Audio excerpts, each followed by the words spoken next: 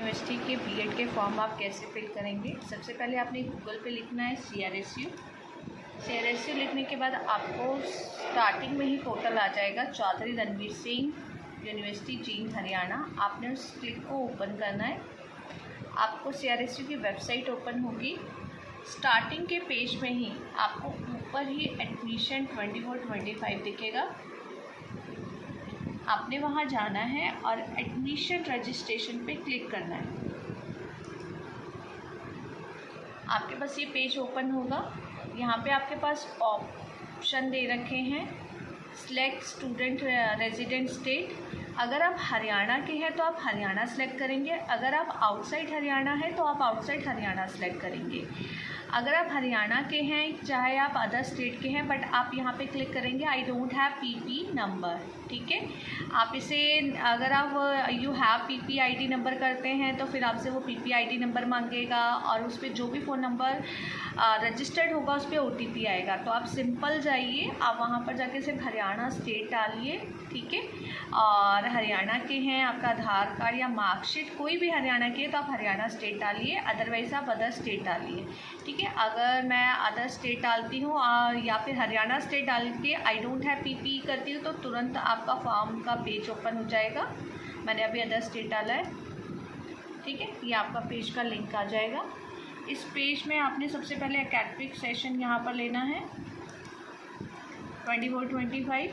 ठीक है, यहाँ पर आपने एज UGC एजुकेशनल लेना BEd के लिए। जब आप UGC एजुकेशनल BEd के लिए सिलेक्ट करते हैं तो फर्स्ट नंबर पे आपका BEd का कोर्स ओपन हो जाता है। इसके बाद आपने सारी बेसिक इन्फॉर्मेशन जो है बहुत ही केयरफुली भरनी है क्योंकि यही आपकी मार्कशीट में रहेगी। आपने name, father name, mother name, आपका जो आधार कार्ड नंबर है वो आपने देना है। गार्जियन में आप किसी का भी नाम दे सकते हो, मदर, फादर, ब्रदर का दे सकते हो। रिलीजियन है हिंदू, क्रिश्चियन, जैन, जो भी आप यहाँ पर आपका धर्म है आप वो ले सकते हो। ठीक है, जेंडर आप बहुत केयरफुली मेल फीमेल भरेंगे। डोमिसाइल हरियाणा के लिए, अगर आप हरियाणा से हैं, दिल्ली से है, जो भी है इन्फॉर्मेशन आप यहाँ पे भरोगे। अगर आप देखिए हमने अदर स्टेट लिया तो यहाँ पर ऑटोमेटिक ऑल इंडिया आ रहा है कोटा। ठीक है, अगर आप हरियाणा का लेते हो तो यहाँ पे हरियाणा ओपन आता है। ठीक है, सब कैटेगरी है। सब कैटेगरी के अंदर जो है आपने कुछ भी नहीं लेना। ये डिफरेंटली एबल्ड के लिए है। अगर कोई वहाँ से है, एक्स सर्विसमैन है, EWS है या फिर कोई फ्रीडम फाइटर है तो उसकी सब कैटेगरी आप सिलेक्ट करेंगे। बट जो भी आप यहाँ पे कैटेगरी सिलेक्ट करते हैं उसका लास्ट में आपको चाहे BC है, OBC है, आपको उसके लास्ट में जाके डॉक्यूमेंट अपलोड करना पड़ेगा। जो अदर स्टेट के हैं जिन्होंने भरा है, जो ऑल इंडिया से भर रहे हैं, वो अपनी जनरल कैटेगरी ही लें। ठीक है, वो OBC BC कैटेगरी ना लें अदर स्टेट वाली, क्योंकि उनको कोई स्कॉलरशिप वगैरह तो वैसे भी नहीं मिलनी है हरियाणा में। और दूसरा क्या है, आपकी जो 20% रिजर्वेशन BEd के अंदर अदर स्टेट की वो आपको ईजिली मिल जाएगी। तो आप इसे जनरल कैटेगरी करके ही लेंगे। डेट ऑफ बर्थ वगैरह बहुत केयरफुली भरेंगे, यहाँ पर दे रखी है। मीडियम, पेपर का मीडियम आप बोलेंगे जिस पेपर में आप एग्ज़ाम देना चाहते हैं, हिंदी या इंग्लिश। ठीक है, और ब्लड ग्रुप आपको नहीं पता तो कोई दिक्कत नहीं है क्योंकि इसके अंदर रेड डॉट नहीं दे रखा। आपने कैंडिडेट मोबाइल नंबर आपने वो भरना है जिस मोबाइल नंबर के में आपको OTP आएगा। यहाँ पे भी आप मदर फादर का कोई भी मोबाइल नंबर डाल सकते हैं। आपका आधार कार्ड आइडेंटिफिकेशन के अंदर आप आधार कार्ड, पासपोर्ट, कोई भी जो भी आप यहाँ पे सिलेक्ट करते हैं। मान लीजिए मैंने आधार कार्ड किया है तो यहाँ पे आधार कार्ड का नंबर आएगा। ठीक है, आप रूरल अर्बन आप कौन सी जगह पर रहते हैं वो आपने यहाँ पे करना है। ईमेल ID आपने यहाँ पर देनी है। 12th का रोल नंबर है वो आपने यहाँ देना है। 10th की मार्कशीट है वो आपने रोल नंबर यहाँ पर देना है। ठीक है, 10th का रोल नंबर है, पासिंग ईयर है। बहुत केयरफुली आपने इसको सारा भरना है क्योंकि ये आपका जो है मार्कशीट के अंदर अपलोड होंगे। ठीक है, और इसमें आपका नो ही आएगा, इसको आपको येस नहीं करना है। और देन आप सबमिट करेंगे तो आपके OTP आएगा रजिस्टर्ड मोबाइल नंबर पे जो आपने यहाँ पे कैंडिडेट मोबाइल नंबर दे रखा है। ठीक है, हमने एक फॉर्म फिल करके रखा है। सेशन ले लिया है, यूजी एजुकेशनल ले लिया है बीएड कोर्स के लिए, ठीक है। नेम ले लिए है, उसी को हिंदी में आपने बहुत ही केयरफुली लेना है। आप गूगल ट्रांसलेट के अंदर कोई भी आप नाम लिखते हो उसे हिंदी में ट्रांसलेट कर लेंगे, ठीक है। Name, father name, mother name, ठीक है। जर्नल कैटेगरीज, आपकी जो भी आपकी कैटेगरीज है, मैंने फिर से कहा है कि जो आउटसाइड हरियाणा वाले हैं वो भी जनरल कैटेगरी ले, बाकी हरियाणा वाले जनरल ओबीसी कोई भी कैटेगरी जो भी आप लेते हैं आपको उसका डॉक्यूमेंट अपलोड करना ही पड़ेगा, ठीक है। ये सारा फॉर्म भर लिया है, डेट ऑफ बर्थ भर ली है, ठीक है।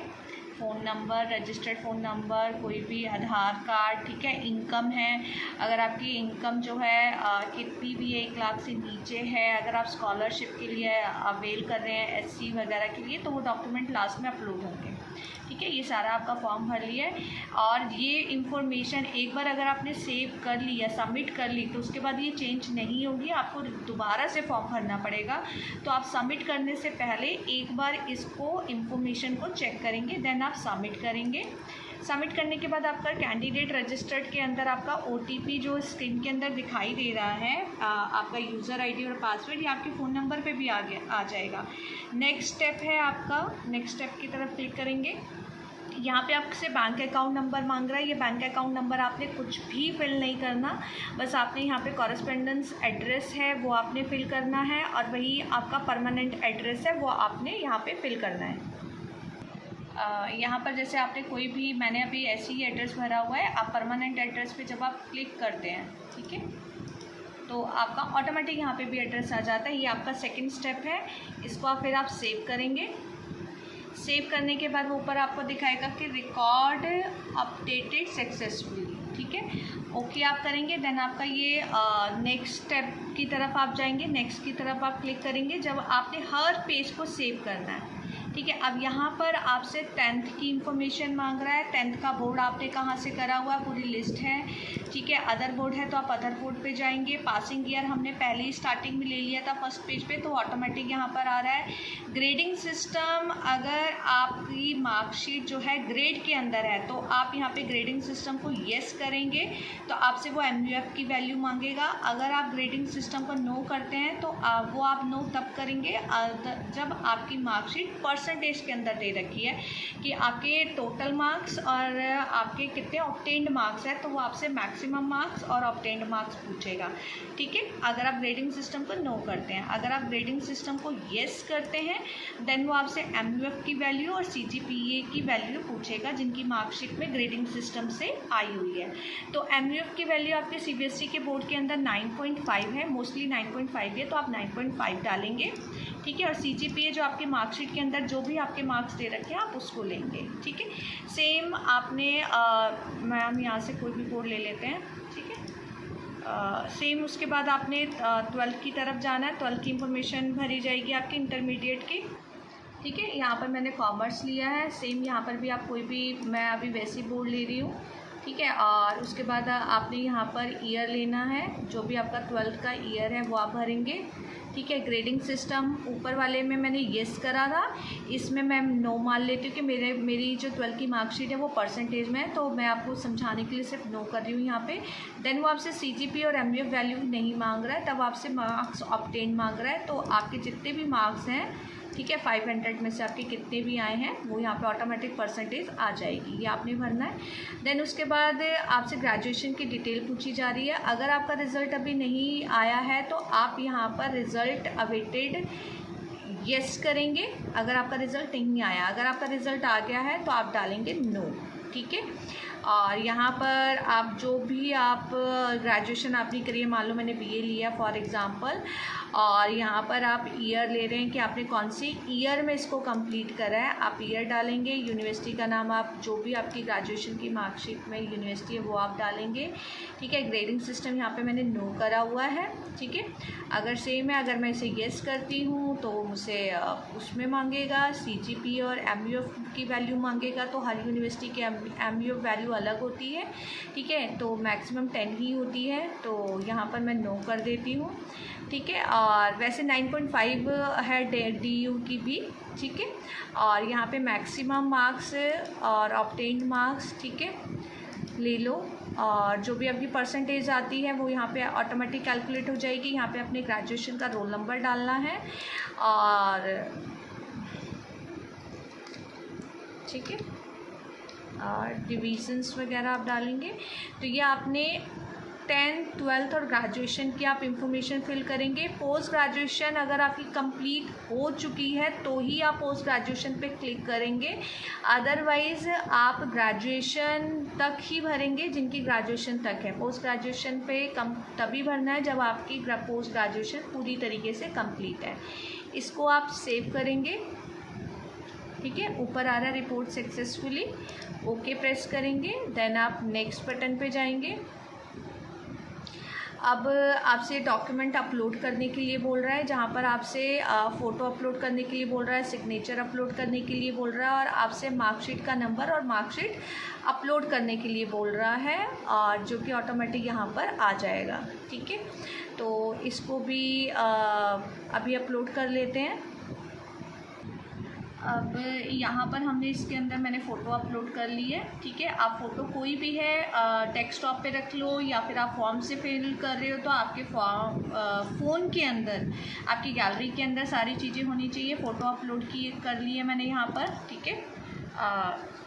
एक मैं आपको वैसे करके दिखा देती हूँ, ठीक है।